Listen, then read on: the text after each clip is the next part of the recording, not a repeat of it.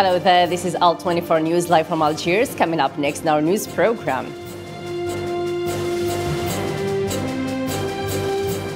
A further 106,000 COVID-19 cases have been recorded in the UK, a new one-day record, and the first time daily reported cases have risen above 100,000 plus.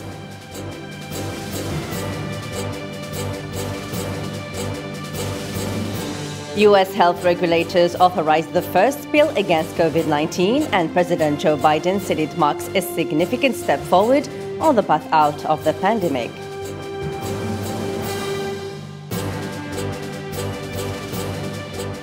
Also coming up, Hong Kong University removes Tiananmen massacre statue amid crackdown on dissent.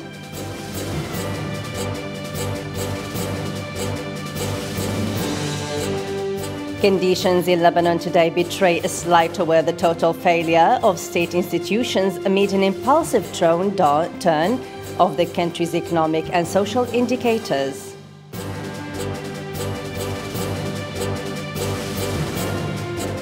And a total of 37 deaths and 10 missing person reports were recorded at floods areas throughout Malaysia as of last night.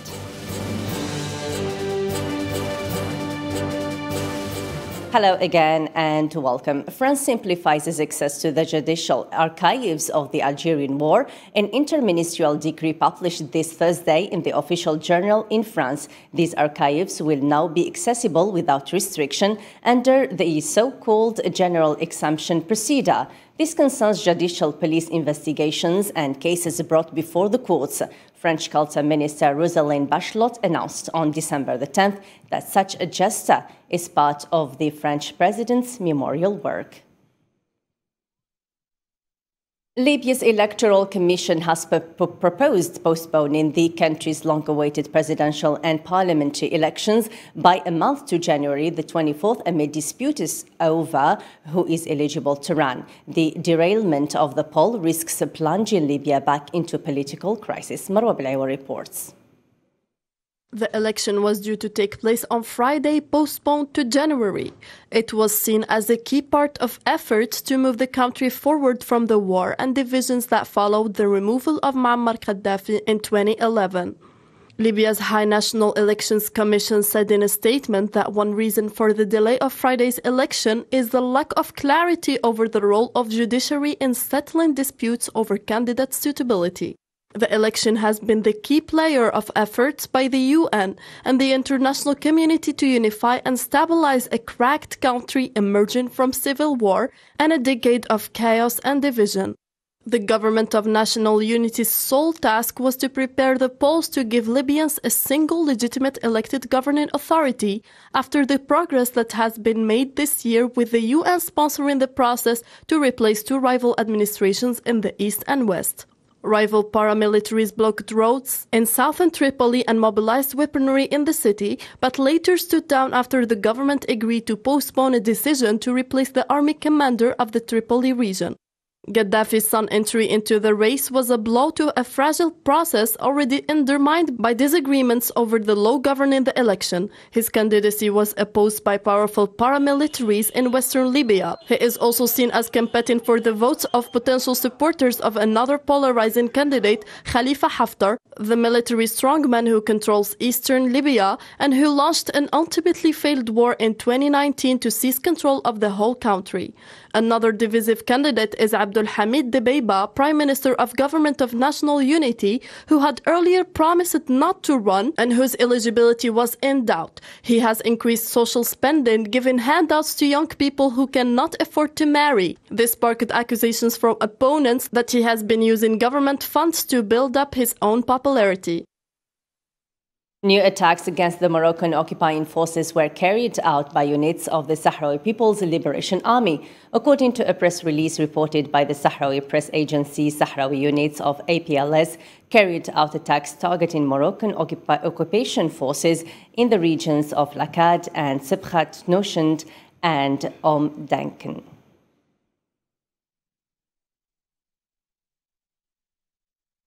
The country's former transitional president Moussa Dadis Camara returns to Guinea. After spending more than 10 years in exile, Camara was received at Conakry airport by military and civil authorities. Hossein Berkan reports. The former transitional president of Guinea, Moussa Dadis Camara, returned to the country after 10 years of exile in Burkina Faso, expressing his readiness to cooperate with the judiciary in the file of the September 2009 massacres. For the memories of the victims of this painful event, for the respect of the institutions of the Republic, and for the truth of history, I'm entirely ready, as I have always been, to say my part of the truth in 20th September case. And I'm ready to put myself at the disposal of justice, because nobody is above the law, so that this kind of event never will be repeated in Guinea. The ruling transitional authorities led by Colonel Mamadi Doumbia announced weeks ago that the former president was allowed to return to the country after he submitted a request to do so. Camara took power in Guinea in 2008 after a coup d'etat following the death of the former president Lansana Conté. Camara continued to rule for nearly a year to leave the country after an assassination attempt against him in December 2009, when he traveled to the Kingdom of Morocco to receive treatment after being shot in the head and then settled in Burkina Faso. Camara faces charges of being responsible for the killing of about 150 opposition supporters who were in the demonstration calling on him not to run for presidential elections, which were organized in 2010 and won by Alpha Condé. Tunisian court issued on Wednesday a verdict in absentia sentencing former President Monsef Marzouki to 4 years in prison after he criticized President Kais Saied and called for protests. The court found against Marzouki on charges of assaulting the external security of the state. Marzouki, who lives in Paris, has described Saied's seizure of power in July as a coup, called for protests against him, and urged that a major international meeting of French-speaking countries be moved from Tunisia. Palestinian paramedics said that Zionist forces shot dead a Palestinian in a car they were pursuing in the occupied West Bank. The Zionist military said troops shot a Palestinian who had fired at them from a vehicle. Palestinians also complain of attacks by Zionist settlers whose residence in the West Bank is considered illegal by international community. United Nations Secretary-General Antonio Guterres has repeated the UN's commitment to supporting crisis-hit Lebanon and urged the country to hold parliamentary elections next year on time. Guterres' visit comes as Lebanon struggles with crippling political paralysis and an economic crisis, and he also expressed his solidarity with Palestinian refugees in Lebanon. Marwa Belaiwa reports. After his 3-day visit, during which he repeatedly urged Lebanon's political leadership to work together to resolve the economic and financial crisis, Antonio Guterres, the United Nations chief, warned that the international community is unlikely to come forth with much-needed support for Lebanon. These past 2 days, I have urged Lebanon's political leaders to work to implement reforms that respond to the demands of the Lebanese people for greater welfare, accountability, protection and transparency in order to restore hope for a better future. UN Secretary-General Antonio Guterres said Lebanon's financial collapse was caused by something similar to a Ponzi scheme. As far as I understand, what has happened in Lebanon is that Lebanon was using something similar to a Ponzi scheme. Lebanon is in the 3rd year of an economic meltdown that began in 2019, when the financial system collapsed under the weight of huge state debt, the result of decades of corruption and mismanagement, and the unsustainable way it was financed. The crash has caused the Lebanese pound to lose more than 90% of its value, and people have been frozen out of their deposits in the paralyzed banking system. I visited Tripoli in North Lebanon and today Tyre in the south. And I was very moved when listening to first-hand testimonies of how the crisis is impacting people's daily lives. People expect their political leaders to listen to their needs and to restore the economy, including through a functioning government and state institutions and by effectively fighting corruption. Guterres expressed his solidarity with the Palestine refugees. He apologized for the inability to secure all the necessary support for students and parents and stressed his determination to raise the necessary funding for UNRWA to continue providing its services. He also promised to continue to work for a peace process which would result in a two-state solution and which would end the plight of the refugees. On the other hand, the UN peacekeeping force in Lebanon, UNIFIL, denounced an attack on its troops after videos surfaced of local residents in southern Lebanon stomping on a UN vehicle and attacking it with stones. The Saudi-led coalition fighting in Yemen said it launched air strikes against a military camp in the capital Sana'a on Thursday. The coalition said it destroyed 7 drones and weapons stores at the camp. Saudi State TV reported, adding it was in response to an armored drone launched from North Yemen towards Saudi's Red Sea region of Jizan. The World Food Programme has said it had been forced to cut on aid to Yemen due to a lack of funds and warned there will be a surge in hunger in the war-torn country in the coming months. Nearly 8 years of fighting between Saudi-backed government forces and Houthi rebels in Yemen has created what the United Nations has called the world's worst humanitarian crisis. A Malaysian Inspector General of Police said that death toll from the severe flood sweep in Malaysia was now 37, with at least 10 people still missing. According to the inspector, the floods have also displaced 68,341 people from 18,080 households across the peninsula. He urged those affected to seek shelter at temporary relief centers.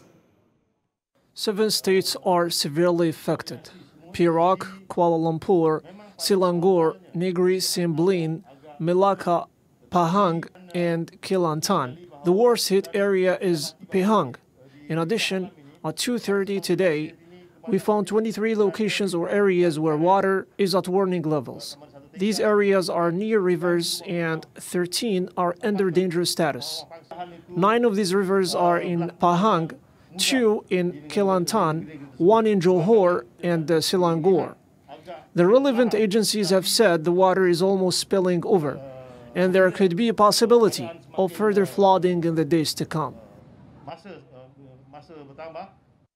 For the first time in the United Kingdom, the daily reported cases have risen or above 100,000 infections on Wednesday, with thousands of asymptomatic cases are likely going undetected. Nabil Khazini reports.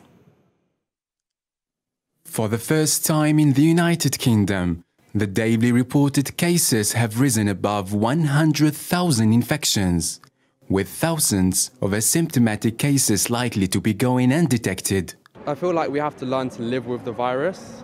We can't really look at the numbers anymore because they're always going to get higher. Case rates is causing real concern. Hospitalization isn't increasing sharply, and doctors say it's better to get prepared this time. We're much better prepared this time around than we have been in the past. We've got good knowledge about this disease now. We've got good PPE, and we've done it before. We've also got new drugs which appear to be effective. So we're ready, but this is going to be a big challenge if we have a big surge at this time of year in the NHS. Despite these high numbers, England is likely to impose new curbs before Christmas, after the British government decided the current data does not justify extra measures. People that are self-isolating, as long as they test negative through a lateral flow test on day 6 and day 7, taken 24 hours apart, they can leave isolation. In Scotland, changes to the self-isolation period are being considered to ease the pressure on public services as COVID cases begin to spike. Fully vaccinated people in Scotland must self-isolate for 10 days. After Christmas Day, the new measures will still last for other 3 weeks.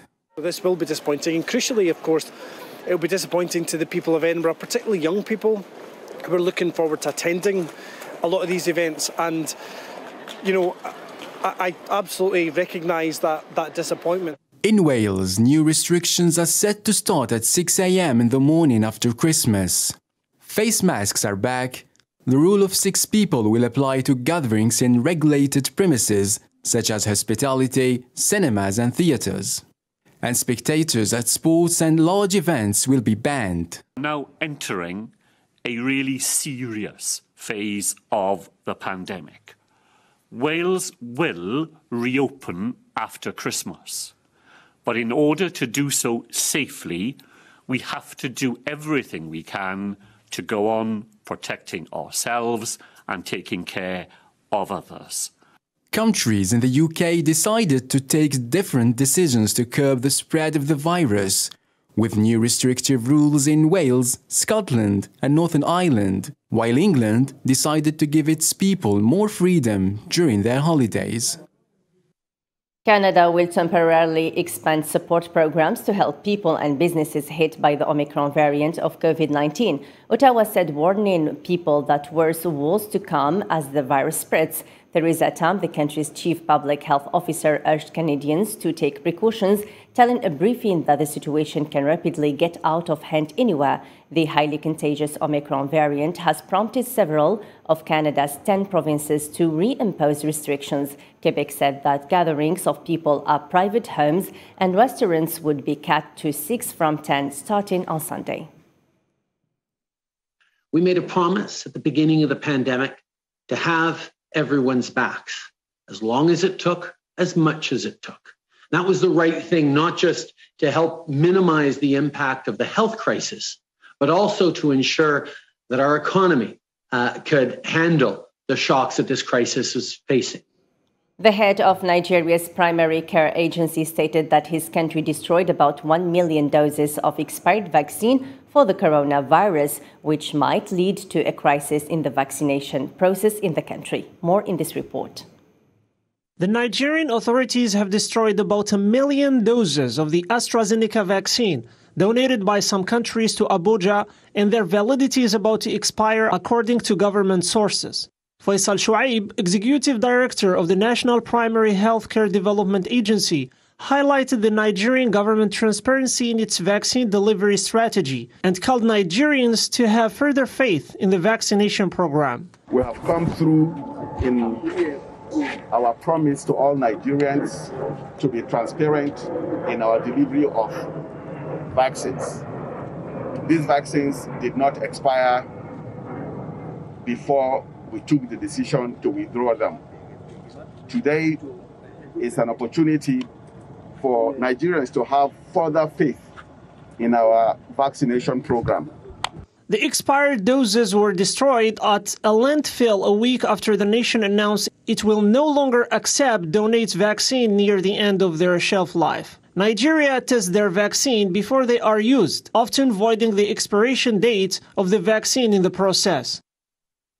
U.S. health regulators authorized the first pill against COVID, and President Joe Biden said it marks a significant step forward to decrease the surge. U.S. health regulators authorized the first pill against COVID, and President Joe Biden said it marks a significant step forward on the path out of the pandemic.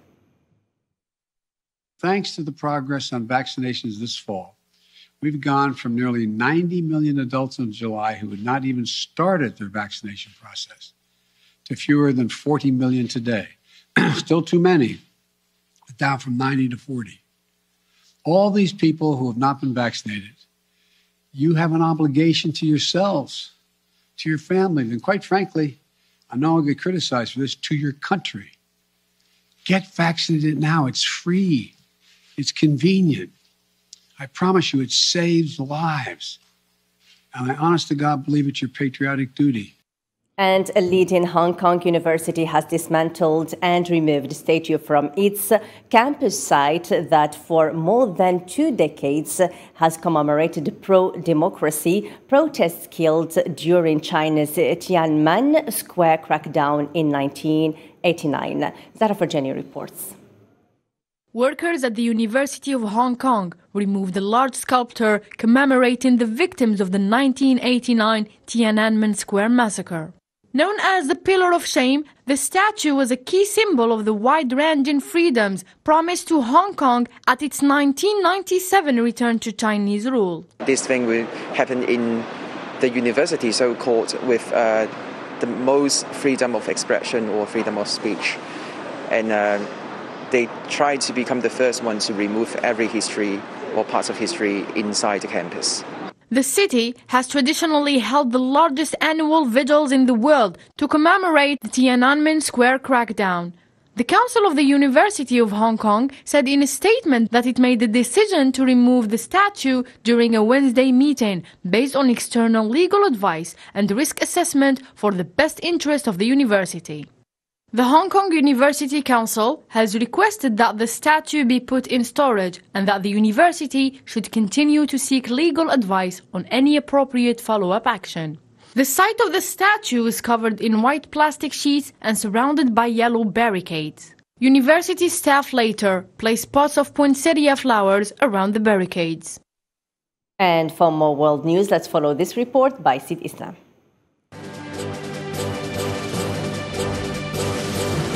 The United States exempted U.S. and UN officials who conduct authorized dealings with the Taliban from sanctions in a decision aimed at facilitating the delivery aid to Afghanistan. The U.S. Treasury has issued 3 general licenses designed to facilitate the flow of aid to Afghanistan. 2 licenses allow U.S. officials and certain international organizations, such as the United Nations, to enter into transactions related to the Taliban, as long as those transactions are official.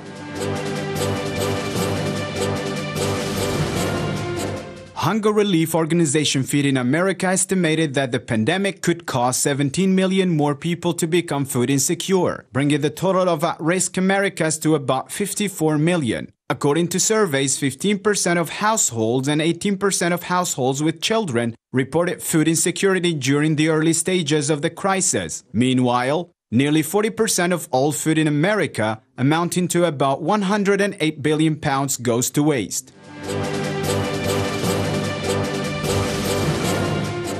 Ukraine's military has conducted combat exercises using U.S. anti-tank missiles in a conflict zone with separatists in the east of the country. While tensions with Russia rise, Ukraine, which is seeking to join the NATO, has since 2018 received a series of shipments of the U.S. Javelin arms and missiles, which has drawn criticism from Moscow. According to officials, negotiations to revive the nuclear deal signed between Iran and the world powers in 2015 will resume in the Austrian capital on Monday. The statement came on Thursday amid warnings the landmark agreement would become obsolete within weeks if Iran continued to step up its nuclear activities, as it has been doing since 2019, a year after the United States singly withdrew from it and reimposed sanctions against Iran. 4,444 U.S. Navy patrol vessels discovered weapons on board a ship designated by the Navy as a stateless fishing vessel that could sail to a war-torn Yemen in an operation that began on Monday in the northern Arabian Sea off the coast of Oman and Pakistan. The sailors boarded the ship and found 1,400 Kalashnikov rifles, 226,600 ammunition, and 5 Yemeni crew members. A huge fire early Thursday broke out at an ExxonMobil refinery in Baytown, Texas, near Houston. Harris County Sheriff Ed Gonzalez tweeted that initial reports indicated some type of explosion occurred inside the plant. As stated by reports, the flames were in the part of the facility that makes gasoline, but the rest of the factory was still functioning. The company said 4 people were injured and were in stable condition. Gonzalez's office said 3 were airlifted out and 1 was removed by an ambulance. However, no deaths were reported. That's all for this half hour from our studios in Algiers. Thanks for watching. Bye-bye.